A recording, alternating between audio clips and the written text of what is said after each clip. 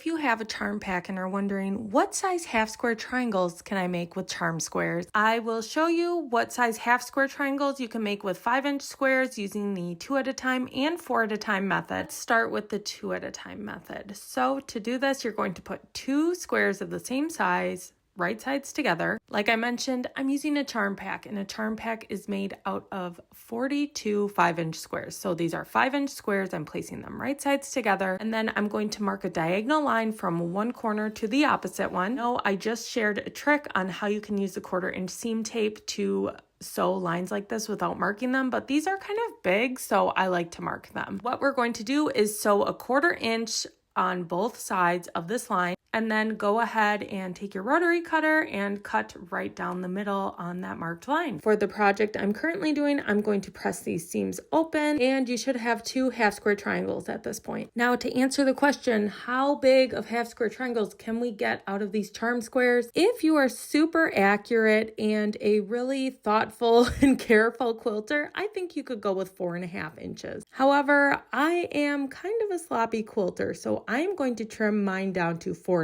inch. So long answer 4.5, short answer 4.25, or you could even go in between at 4 3/8. Next, let's do the 4 at a time method. No marking needs to be done. You could definitely pin them together if you'd like. What we are going to do is sew around all 4 edges 1/4 inch in from the edge. This is what it looks like. You'll see my stitches kind of make a smaller square within the square, and now we are going to cut diagonal lines going both ways. After making this first cut here, you'll want to try to not shift the 2 pieces at all, because then you'll just be able to go ahead and make the second cut like this.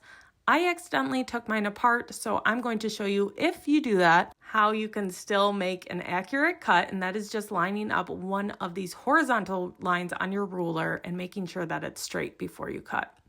So you're going to make a total of 2 diagonal cuts, or I ended up doing 3 cuts like this, and you'll have 4 half square triangles. After pressing these open, I decided, again, if you're super accurate, you could probably get away with trimming these all down to 3-inch squares.